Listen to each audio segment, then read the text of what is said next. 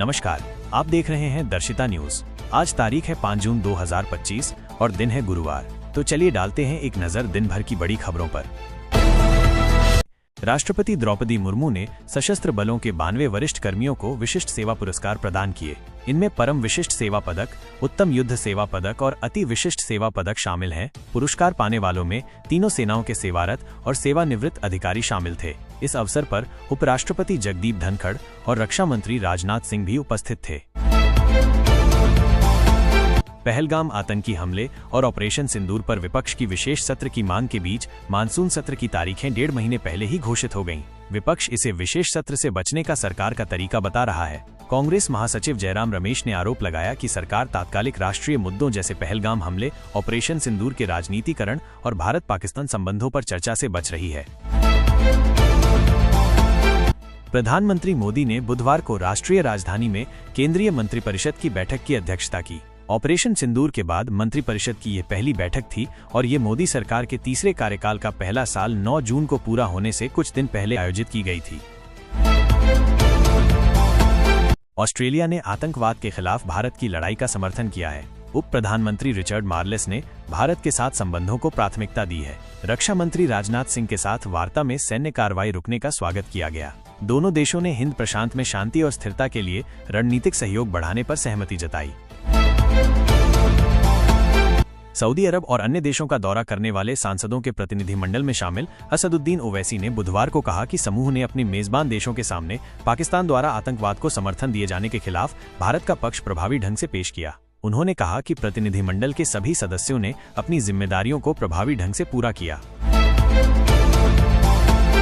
भारत का अमेरिका को निर्यात बढ़ रहा है और वो अपने आयात में विविधता लाने के लिए अमेरिका से शैल गैस, LNG और कच्चे तेल जैसे उत्पादों का आयात बढ़ा सकता है। इसका कारण अमेरिका में इन वस्तुओं की कीमतों का कम होना है, एक अधिकारी ने ये जानकारी दी।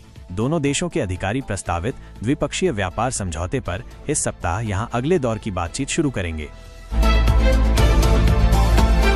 सुप्रीम कोर्ट ने यह स्पष्ट किया कि पीड़ित, शिकायतकर्ता या राज्य की तरफ से अपील दायर नहीं किए जाने पर हाईकोर्ट स्वत संज्ञान पुनरीक्षण शक्तियों का प्रयोग करके न तो सजा बढ़ा सकते हैं और न ही किसी अन्य आरोप में आरोपित को दोषी ठहरा सकते हैं। जस्टिस BV नागरत्ना और जस्टिस सतीश चंद्र शर्मा की पीठ ने ये निर्णय नागराजन की ओर से दाखिल अपील पर सुनाया है।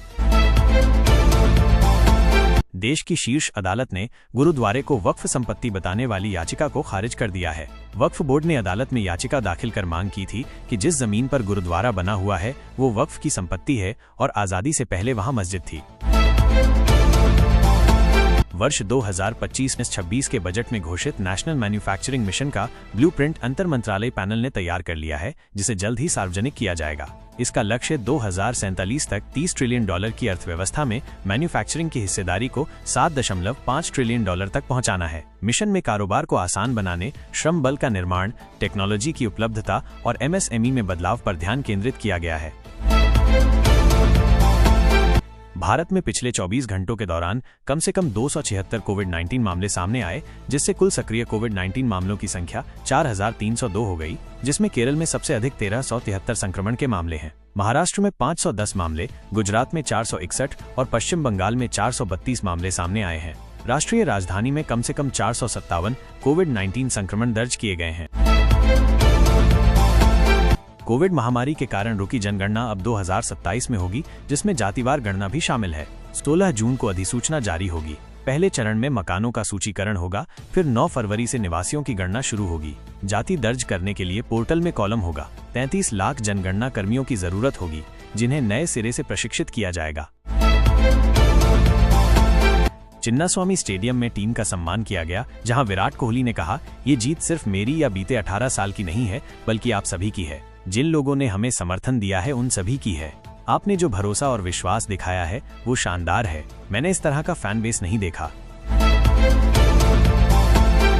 RCB ने 17 साल बाद IPL का खिताब अपने नाम किया है। इसी को देखते हुए चिन्नास्वामी स्टेडियम में टीम का सम्मान किया गया और विक्ट्री परेड का आयोजन किया गया। लेकिन इस दौरान स्टेडियम के बाहर भगदड़ मच गई, जिसमें कई लोगों की मौत और कई लोगों के घायल होने की खबर है।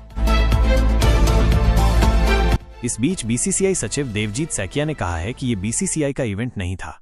BCCI सचिव ने कहा कि जो आयोजक थे उनकी प्लानिंग में कमी रही, इसी के चलते ये हादसा हुआ। उन्होंने साफ कर दिया कि इस इवेंट के आयोजन में बीसीसीआई का कहीं से कहीं तक कोई रोल नहीं था। हालांकि उन्होंने कहा कि बीसीसीआई इस तरह के जश्न को लेकर गाइडलाइंस बनाने पर विचार करेगा।